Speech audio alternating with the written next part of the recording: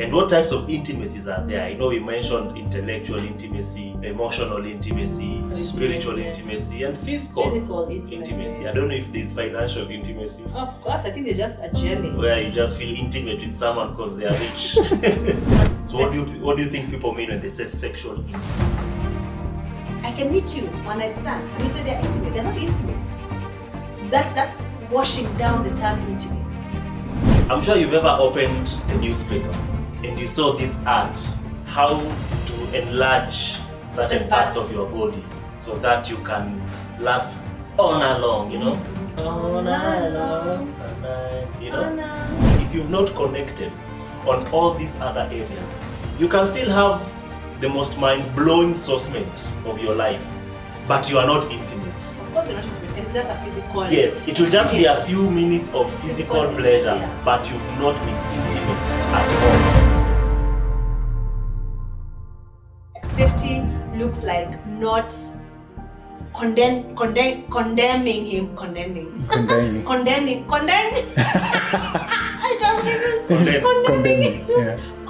him when he's already down.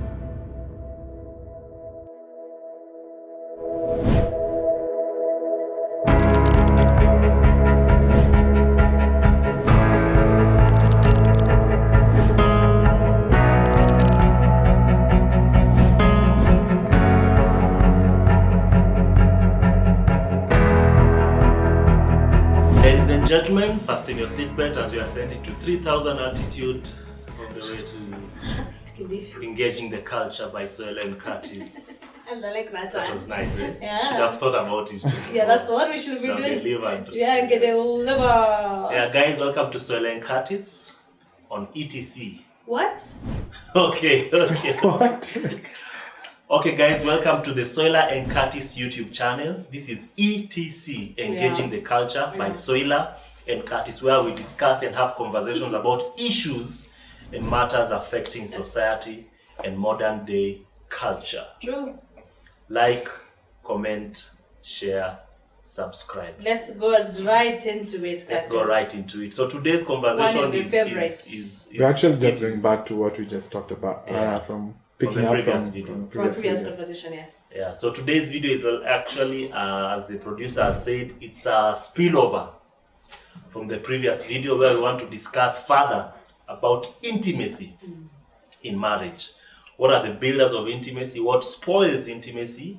And what types of intimacies are there? I know we mentioned intellectual intimacy, emotional intimacy, spiritual intimacy, and physical intimacy. I don't know if there's financial intimacy. Of course, I think they're just a journey. Where you just feel intimate with someone because they are rich. Unasikia love na pesa yake. Unasikia tu kwa love sababu kuna do. When the poke kukikauka unasikia tu mnakosana tu mbaya. But then intimacy is, what is intimacy? Tell us, I was about to ask you. There's something I've been seeing online. People try to define intimacy as an acronym for into me you see. Yeah. But I don't think that was the original. I don't think it is just human being. But it's a clever way of unpacking it. Yeah. But I think it's a gelness and a oneness of two people united and agreeing. I think intimacy is mostly agreeing. Yeah. Yes. What would you say is the most horrendous, pathetic, stupid thought or mentality or idea that you've heard about intimacy in our culture today? Most ridiculous. Yeah, that intimacy is sex. Oh.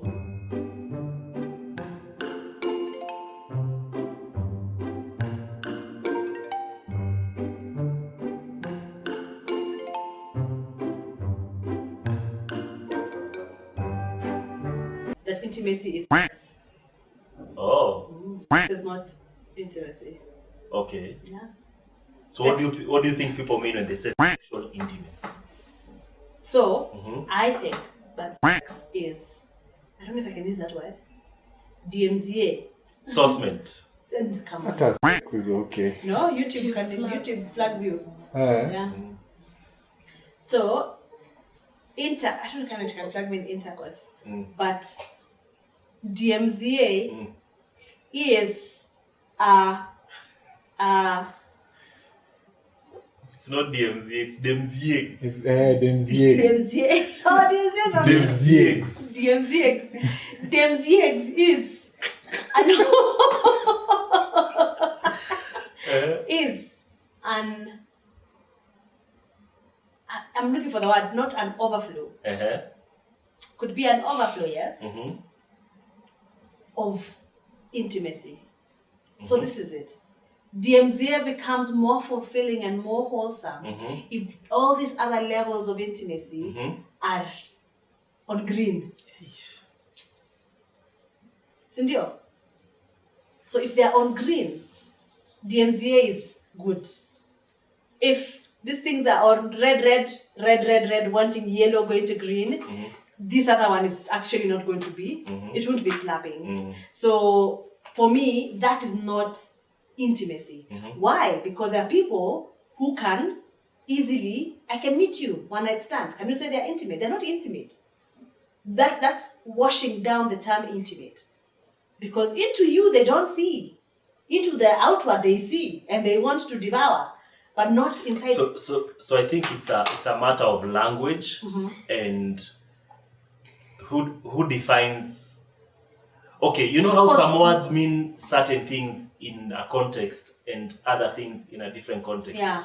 For example, but we can say these people are sexually intimate. It can mean that they simply had sourcement. Yeah. All right. Yeah. But in another context, now when you are going into the depth of the word intimacy, which we want, that's what we want to unpack. The truth. Yes. Yes. It doesn't.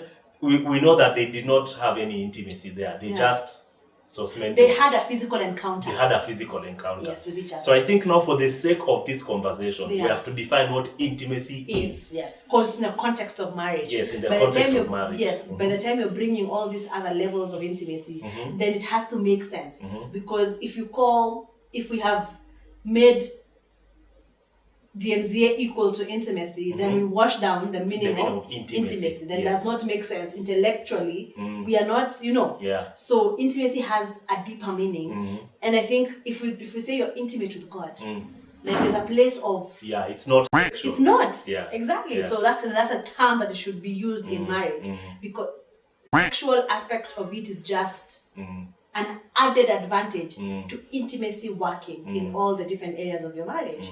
So, yeah. Ask me. What do you think it is? No, intimacy ask me what I asked you. Sure, what is intimacy? No, that's not what I asked you. What did you ask me? When we were beginning, I asked you what is the most ridiculous whatever. What's the most ridiculous? Oh, so me I said. No, me I said DMZA. Yeah, now you ask me. You, what is the most ridiculous, horrendous, pathetic, holobolololo way of the society? Thanks for asking. I actually thought you'd never ask. I'm going to So finish now- the question.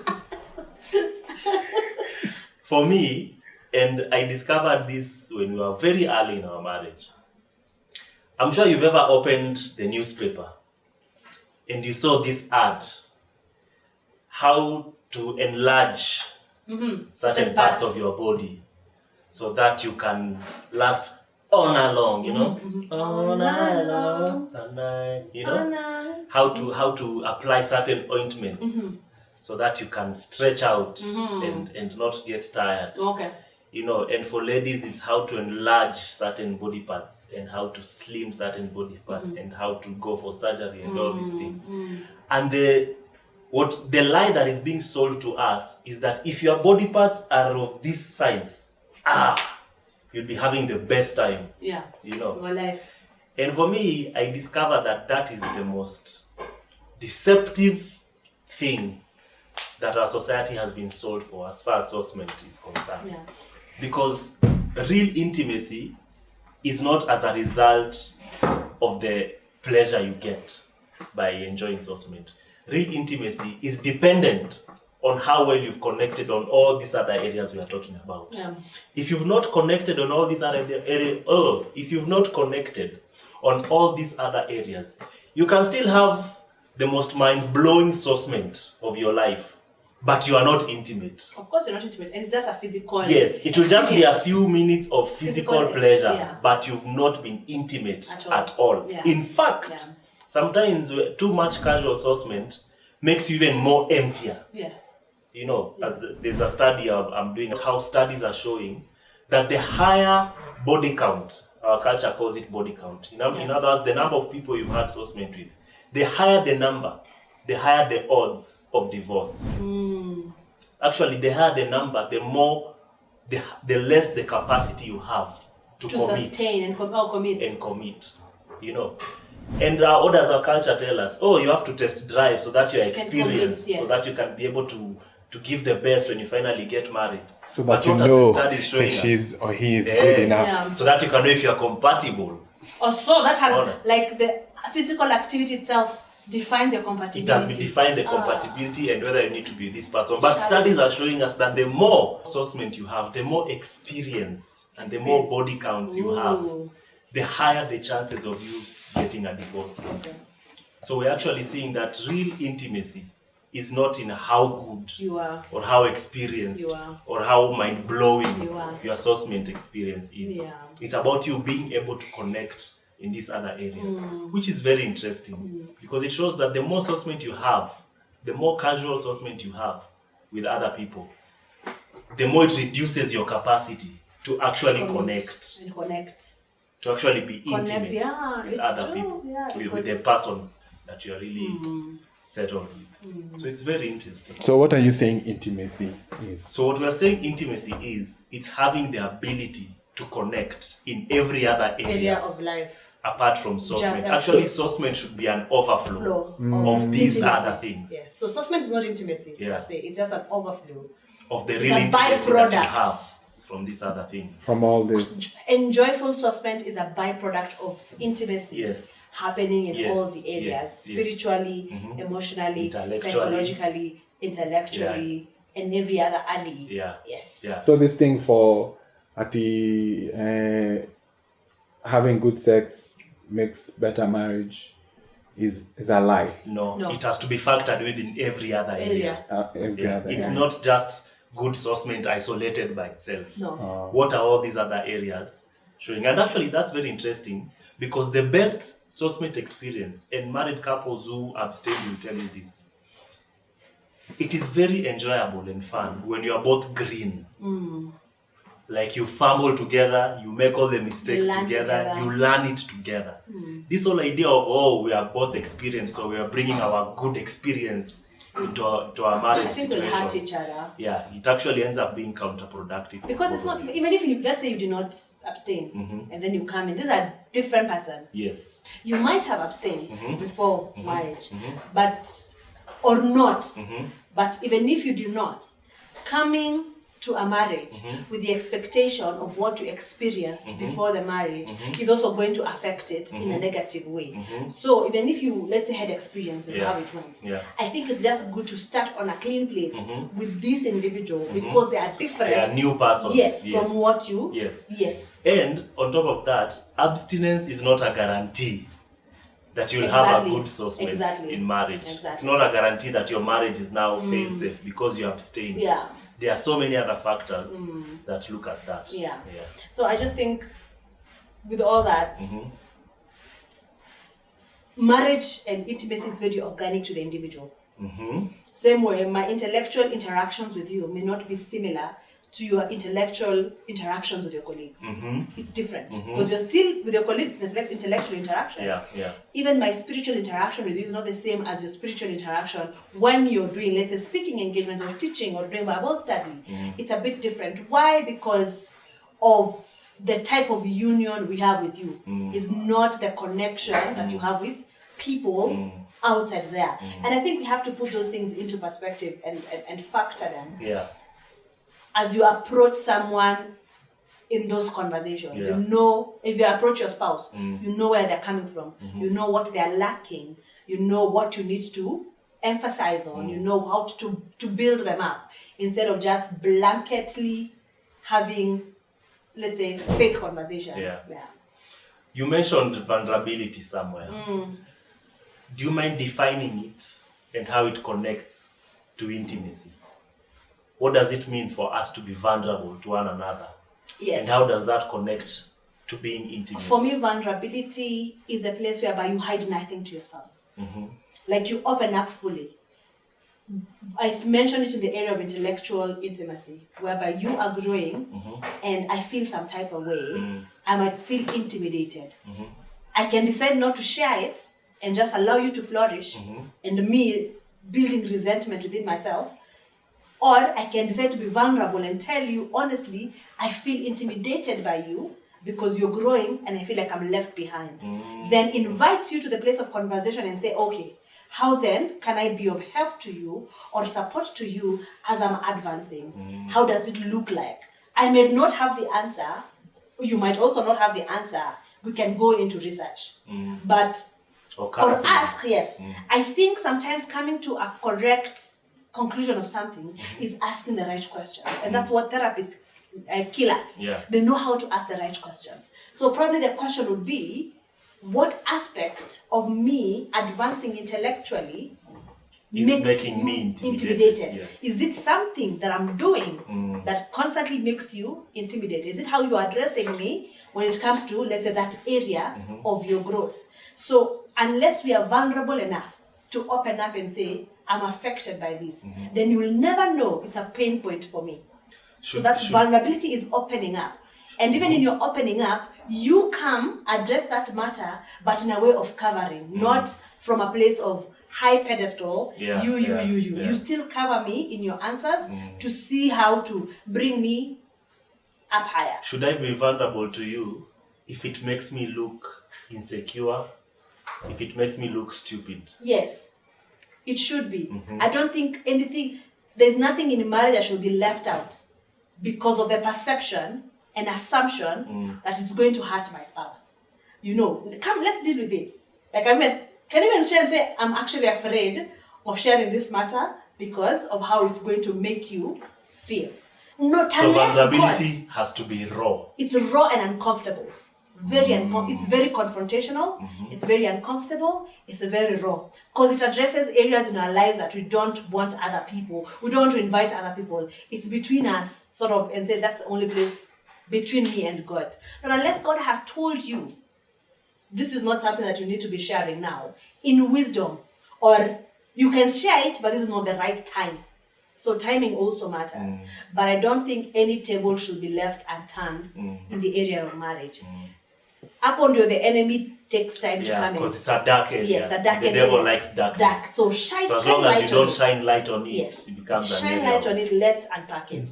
I like what you said, how I feel like from what you've said, vulnerability is a very huge part of intimacy. So which now I'm about to ask you like a serious question. How does that look like in your marriage, and what are the difficulties of maneuvering through vulnerability in relation to being intimate?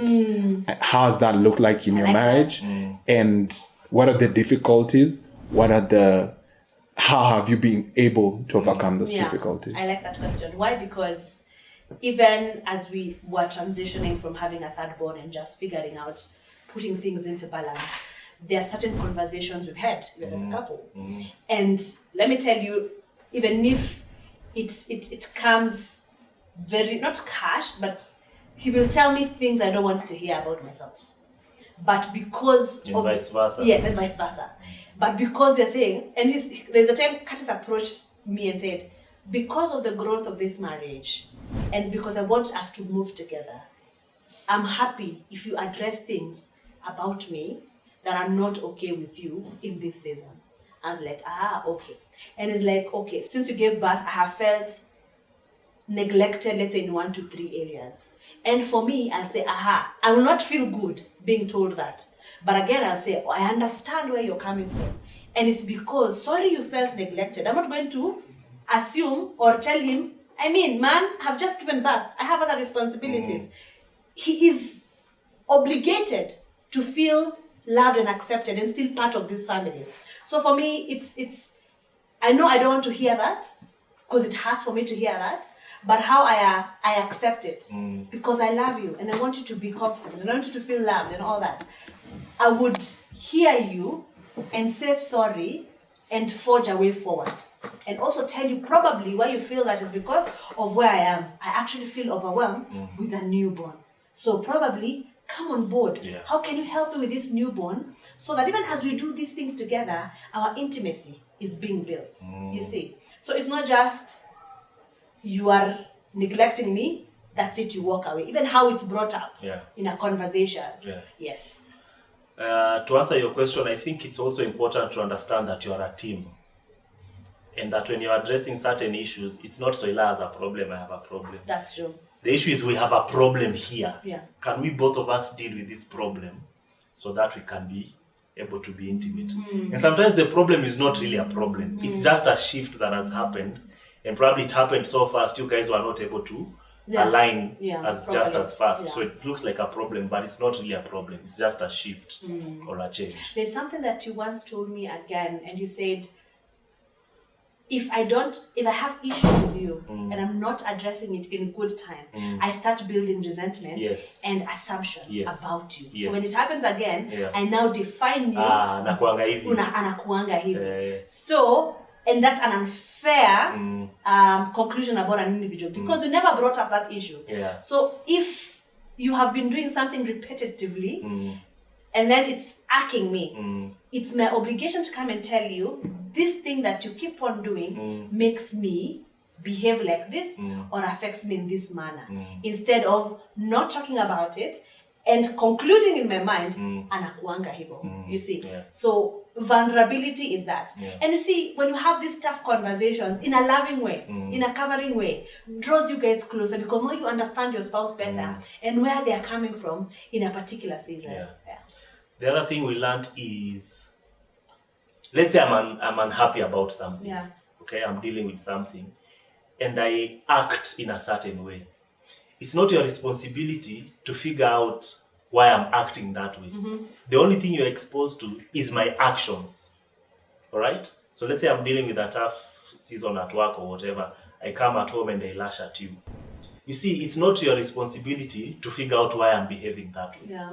And it's actually unfair for me to expect you to know why I'm acting that way. The only thing you are seeing are my actions. Yes. You understand? Yeah.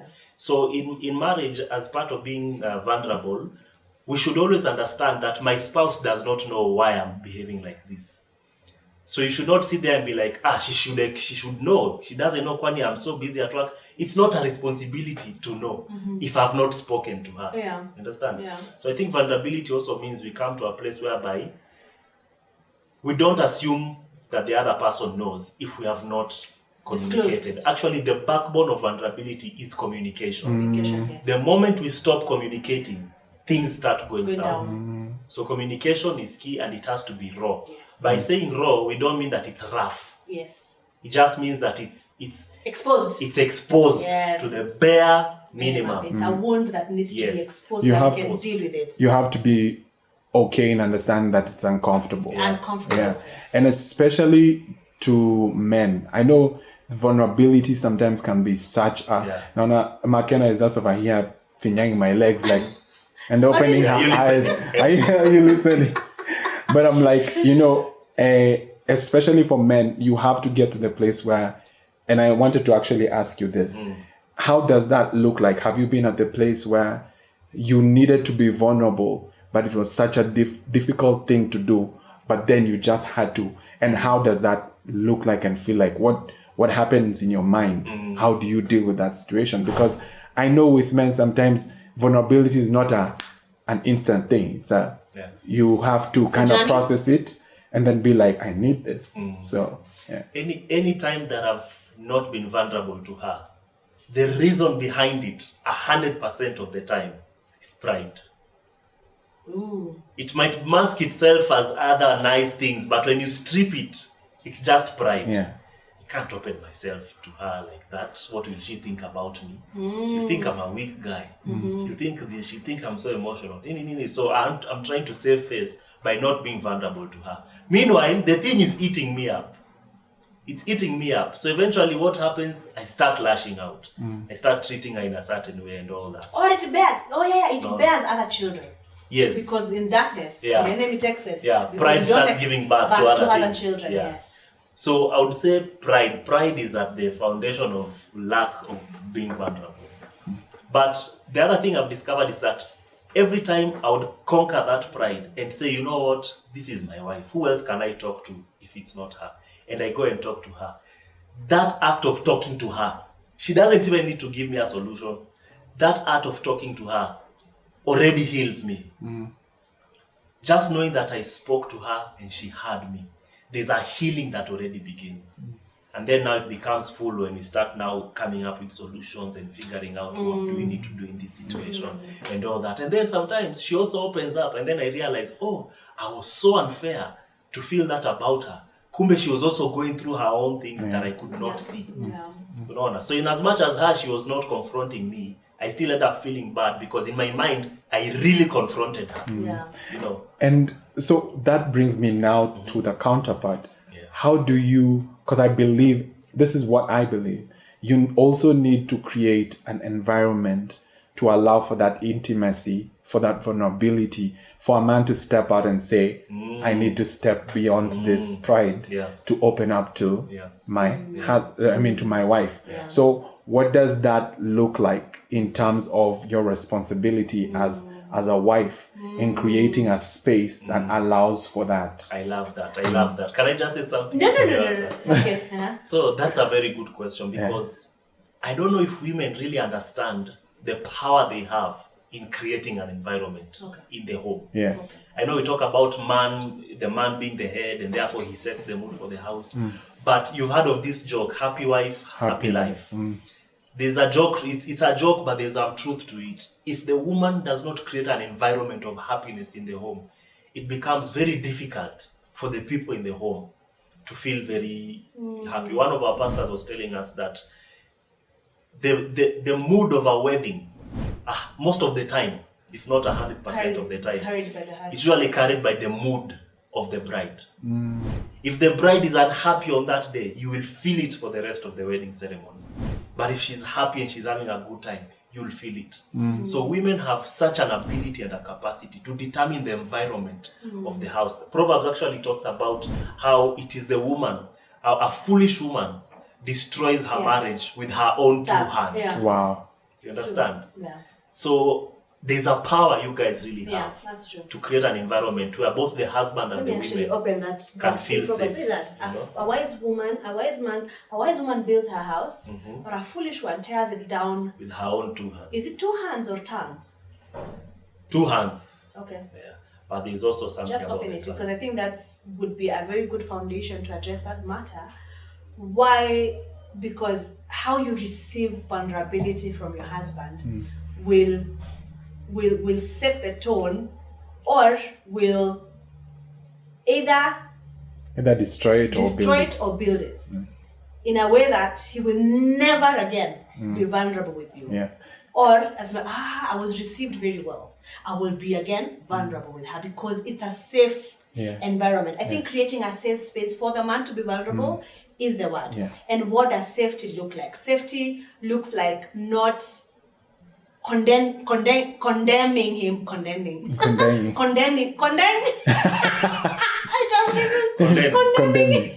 Condemning him when he's already down. Here it is.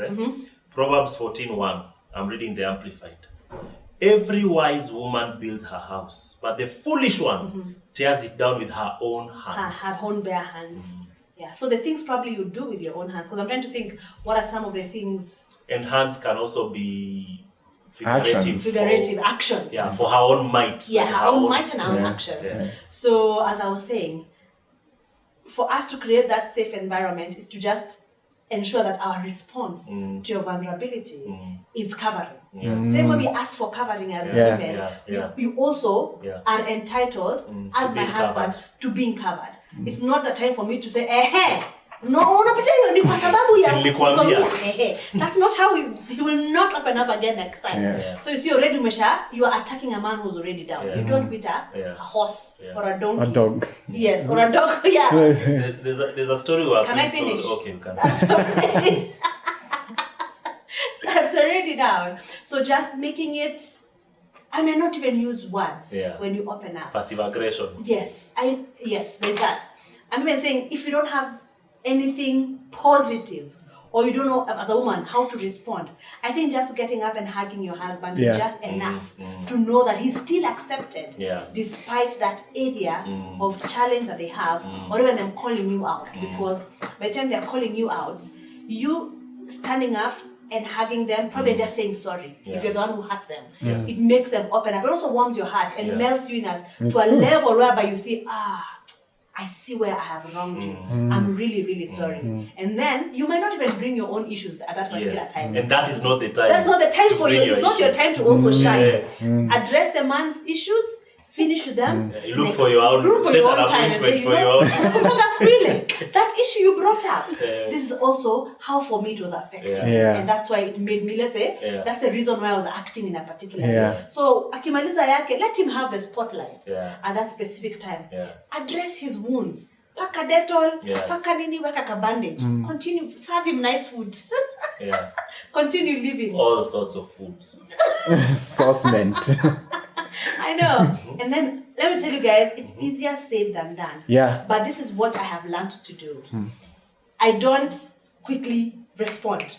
I actually take time. I am a leader. And I think this is the beauty of actually working with the Holy Spirit. As he's talking to me, as he's addressing his issues, I'm not in my mind forming a response or a rebuttal. You are not listening to reply. Yes, I'm not listening to rebuttal or to reply.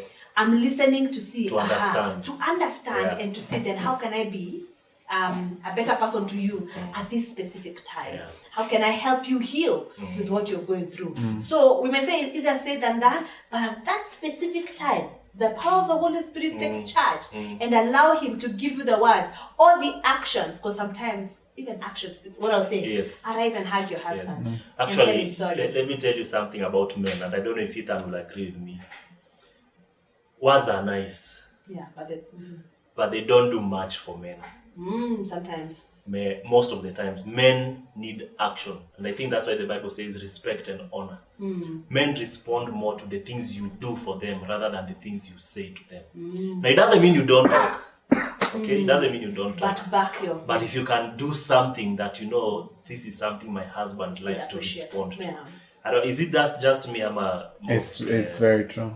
It's very true. So it can, and I like you mentioned, cook for him. You know, do something for him. Serve him nice food. And not even to bring a lot of light on what you should do as a lady, but also the reason why I asked that question is because I feel like when you are talking about the man being vulnerable and coming against that pride, it's true, we need to. That's the truth. That's the basis. But question is, how many men have been able to have that truth sight at that moment? You get, and what helps to have that truth sight at that moment is now that environment. The response that you get from the woman. Exactly. So that's why I even asked that question. How do you now create that environment for the man to be able to say, this pride? She has already created a spot for me to cry if I need to. Exactly. You get. Exactly. I mean, make the environment, as I said, safer for each other. That's a word. A safe environment for all of us to be naked and unashamed. Vulnerable. Yes. And I think, Ethan, we can also just add the fact that men also need men. Especially married men need to work with married men. Because there are things about me you cannot understand. True, another man. Not because you don't want to, simply because we are not built the same. Ethan can understand. It's just the same way a lady who has gone through a miscarriage, you can understand them better than their husband can. Understand. You understand? To some aspect. It may not be every area, but to some aspect. Yes. So what that means is that married women need to married men need to work with married men. Yes. Married women need to work with married women. So can I bring a caveat? Or not probably a caveat, but tell me if this is okay. That anything that your boys know, your wife is also in the know. Like I can know that you're talking, let's say, to Ethan about a specific matter Definitely. that you're facing. Definitely. And you can even tell the wife, like, Yeah. hey, man, this issue is a bit weighty for me. I'm going to seek counsel from my male friends. Definitely. So she might tell you, and I miss you on the calls about your boys. You know, so I don't know if there's anything that can be left. Definitely. You should actually, you should know first before Ethan knows. Exactly. So by the time I'm going to Ethan, he's just giving me that backup as a brother. Yes. But it's not that you are unaware. Yes. You are fully aware. Yeah. Because if you are one man, and your undisclosed problems will affect our unity. Yeah. And whatever Ethan helps me with, whatever conclusion he is able to give me, pass through the family. You should know. Exactly. You understand? Yeah. Because the good thing with having brothers is that Ethan can tell me, Curtis, you know, unakwanga hivi, but to be honest as your brother, this is just ego. Yeah. Drop this thing and go do what you're supposed to do. Yeah. So he's there to keep me in check. He's not there so that we have competing relationships. I'm here with you, but I'm also here with Ethan. So there's an attention competition, you know. So that's not what it is. Yeah. But anyway, I don't know. Do you mind concluding this for us? I think that is a weighty conversation. I'd love to have this conversation in a setup of many married couples. Physical meeting. meeting. Physical meeting. Probably you never know how ETC chapter 2 is going to turn out, you know. As we figure out the conversations that we're going to have on the chapter 2 of the ETC event come February 2025. Mark your calendars, we'll share with you the dates. But in the meantime, man, pre-order the book. Pre-order Finding the One. Go to the website, watch chapter 1, understand the basis of why we married, because that was the topic of chapter 1. And then from there, let's meet again in Feb for the next conversation. But with that said, please like, please share, please subscribe. Please. We want to hear your views on this specific topic. Has vulnerability been part of your marriage? Or how has it you are so guarded. You're so guarded. Has it negatively affected your marriage or positively affected your marriage? And are you growing intimately with your spouse? Or what did you think intimacy is before we did this video? What was your definition of intimacy? You don't have to agree with what you've said. We want to hear your own views as well. Thank you so much for being part of this conversation, being here, for liking, for following, for subscribing. We love you so much. Until next time.